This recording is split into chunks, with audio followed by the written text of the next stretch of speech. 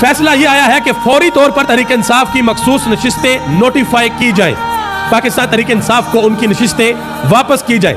इसके अलावा फैसले के अंदर यह कहा गया कि इलेक्शन कमीशन ऑफ पाकिस्तान ने आईनी जिम्मेदारी पूरी नहीं की। इलेक्शन कमीशन ऑफ पाकिस्तान अपनी आईनी जिम्मेदारी अदा करने में नाकाम रहा है। और इस फैसले के अंदर यह भी कहा गया है कि बल्ले के निशान वाले फैसले की वजाहत ना होने की वजह से सारे के सारे मसाइल पैदा हुए।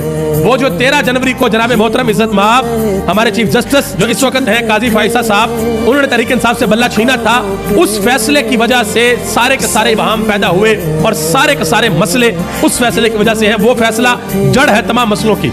मजीद ये कहा गया कि जो 2 जजेस ने इख्तलाफी नोट लिखा उन्होंने अपनी हद से तजावज किया। उन्होंने कहा और यह भी कहा गया कि अगर इस फैसले के ऊपर अमल ना हुआ तो फिर ये आइन शिकनी होगी। अब ये सारा कुछ कहा जा रहा है इलेक्शन कमीशन ऑफ पाकिस्तान को कि इलेक्शन कमीशन ऑफ पाकिस्तान ने अगर इस फैसले के ऊपर अमल ना किया तो आइन शिकनी होगी, और आइन शिकनी जो भी करता है उसके ऊपर आर्टिकल 6 लगता है।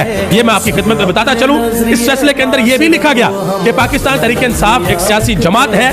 यह भी लिखा गया कि इलेक्शन कमीशन के 1 मार्च के फैसले की कोई कानूनी हैसियत नहीं है। यह भी लिखा गया कि पेशावर हाई कोर्ट का जो फैसला है उसको कलअदम करार देते हैं। ये सुप्रीम कोर्ट ऑफ पाकिस्तान के जजेस ने सारी की सारी बातें लिख दी हैं।